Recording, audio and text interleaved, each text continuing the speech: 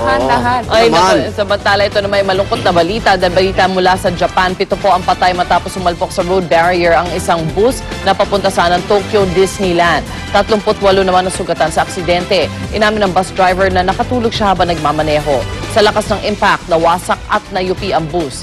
Nakalas din ang ilang upuan nito. 3 metro ang taas ng road barrier na binangga ng bus.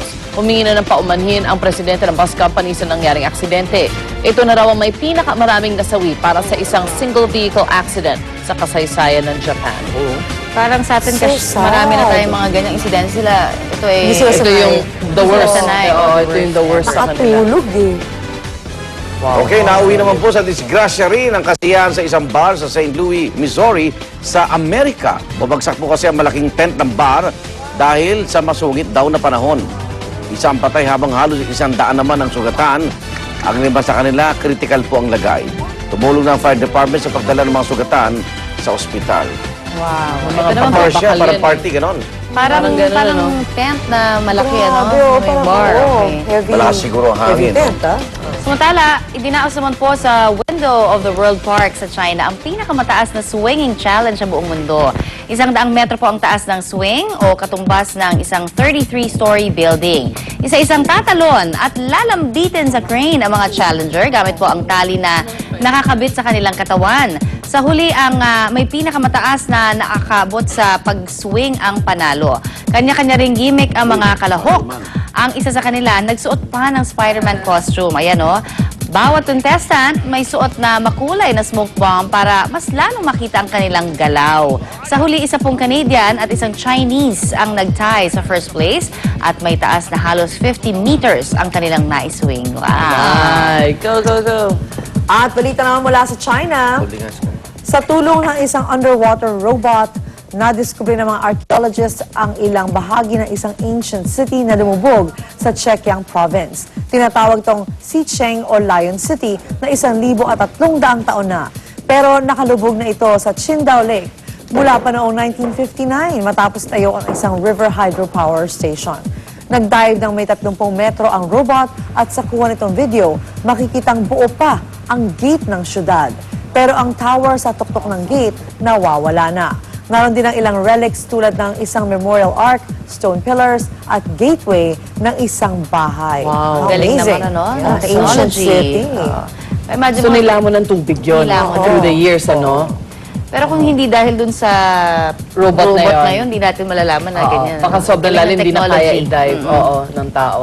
At sa Japan, balik tayo sa Japan, patok naman po ang isang theme park sa Nikko City kung saan matatagpuan ang tinaguriang Ninja Village. Ito ay isang replica ng lugar noong panahon na kung tawagin ay Edo period na mula 1603 hanggang 1869. Edo ang dating tawag sa Tokyo na ngayon kabisera ng bansa. At para mas exciting ang inyong pagbibisita, bibihisan nila kayo ng mala ninja. Kompleto sila ng mga gamit mula sa costume at katana. May mga nagtuturo din ng ninja moves. Kinaliwa naman ng live performances na maaaring kapulutan at ng kaalaman tungkol sa kanilang kasaysayan. Japan! Japan! See you soon! See you! Tokyo, Tokyo! Secret. Nagtagisa naman po ng galing ang mahigit 30 asong Pinoy o Aspin sa isang dog competition sa Taguig City kahapon. Dumaan sa 10 canine obstacles ang mga kalahok. Kabilang po dyan ang pag-akyat at pagbaba sa tulay, paghahanap ng mga pagkain, pagpasok sa tunnel at paglukso sa lubid. Ang may pinakamabilis at pinakamaraming obstacles na natapos ang itinanghal na panalo. Ang Ready, Set, Dash ay inorganisa ng Philippine Animal Welfare Society at Aspen Club para bigyang pansin ang mga native at mixed breed na mga aso. Karaniwan daw kasing mga imported at pure bred na dogs lamang ang nabibigyan ng magandang pagtrato. Hindi naman. Alam mo, tatalino ng mga Aspen. Oo, yun ang talaga At pinopromote nila na, nakakatuwa.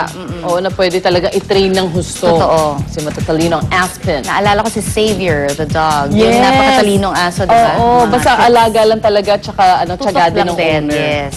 At samantala natin naman ang maagang showbiz balita ni Miss Luan D. Good morning, Lulu.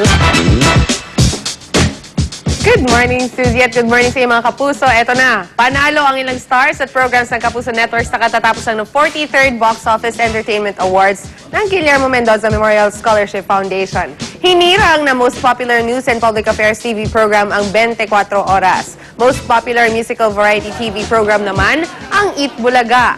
most popular male novelty singers sina Jose Manalo at Willie Bayola na tumanggap din ng Bert Marcelo Lifetime Achievement Award. Si Julian San Jose naman ang most promising female singer-performer habang ang kanyang ka-love team na si Elmo Magalona ang most promising male singer-performer. Most promising female star of the year si Solen Husaf at most promising male star of the year si Rocco Nacino. Si Jake Vargas at Bea Binena naman ang most promising love team. Si John Lapus at Eugene Domingo ang comedy actor and actress of the year.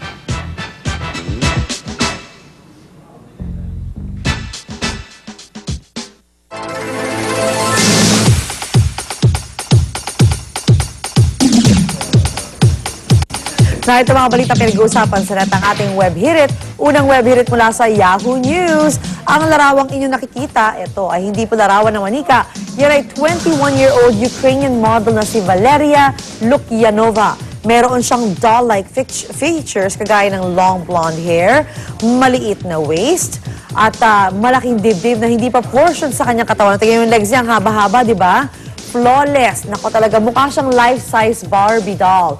Flawless at mala-wax finish din ang kutis ng katawan ni Lukyanova. Kaya naman sikat na sikat ngayon sa mga Russian website ang blog ni Lukyanova. Pero marami din nagtatanong, sumailalim kaya siya sa surgery para magkaroon ng malamanikang itsura o inedit lang ang kanyang mga larawan sa Photoshop. Feeling ko may edit yan sa may Photoshop yung mga pictures niya. Kaya it would be better, I believe it more, kung makita ko siya nasa video, yung actual na gumagalaw talaga. Pero, of course, ang ganda nga naman niya. Mukha talaga siya manika. Okay, moving on sa ating next web hirit. Mula pa rin sa Yahoo News, mga kapuso, creations ng Pinoy fashion designer na si Francis Liberan tampok sa 8th episode ng America's Next Top Model Cycle 18 British Invasion. Ang mga damit na ginawa ni Liberan na Hello Kitty inspired ay sinuot ng top 7 contestants ng nasabing reality show. Sa isang interview kay Liberan ng judge at producer ng ANTN na si Tyra Banks, sinabi niyang he said he wanted his Hello Kitty inspired dresses to be radical and difficult to wear. Iminodel din sa nasabing palabas ang iba't ibang klase ng Hello Kitty memorabilia, which makes him my friend kasi I love Hello Kitty. Ang gaganda! Wish ko na masuot ko sila. Para naman sa ating panghuling web balita, mula pa rin sa Yahoo News, mga kapuso, mga sumo wrestler nagpapayak ng mga bata sa Japan. Yan nga po ang tema ng Naki Sumo o Baby Crying Festival. At binubuhat ng sumo wrestlers ang mga baby para makita kung sino ang unang iiyak sa mga ito. Ang sanggol na may pinakamalakas at pinakamatagal na pag-iyak ang mananalo sa contest. Karamihan sa mga sanggol na isinali ay less than 1 year old. Naniniwala kasi mga Japanese na kapag may mas malakas umiyak ang isang baby, mas maraming Diyos ang nagbe-bless dito. Naniniwala rin sila sa isang Japanese proverb na mas madaling lumaki ang mga umiiyak na baby. Ang question dyan, siya rin ba nagpapatahan ng mga bata? Kundi kawawa yung mga mommies, ha? Umiyak, tapos sa kanila ililipat. Aww, pero ang cute, ang cute. I love sumo wrestlers. At yan ang mga pinakamainit na pinag-uusapan ngayon online. Bukas abangan niyo ulit ang ating mga web hirit. Samantala, eto na po si Love Anyover. Love?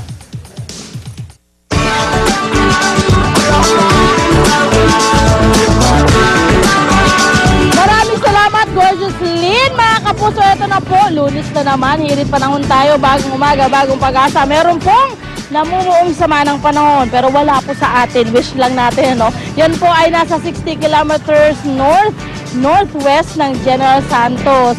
Yan po ay sa buong Mindanao, mararanasan yan. Magkakaroon po ng maulap na kalangitan na may mga malawakang pag-ulan. Lalo po sa silangang bahagi. No? Maaaring magdulot po yan ng flash flood at landslide. Ingat po kayo dyan.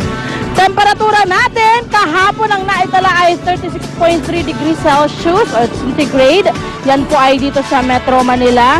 Maaari pa daw po itong tumaas at painit na po ng painit ang ating panahon. Ang natitirang bahagi naman po ng ating bansa, magkakaroon ng bahagyang maulap na kalangitan na may mga pulupulong pag-ulan, lalo na po sa dakong hapon at gabi. Sunrise natin 5:34 ng umaga, sunset natin 6:13 ng hapon.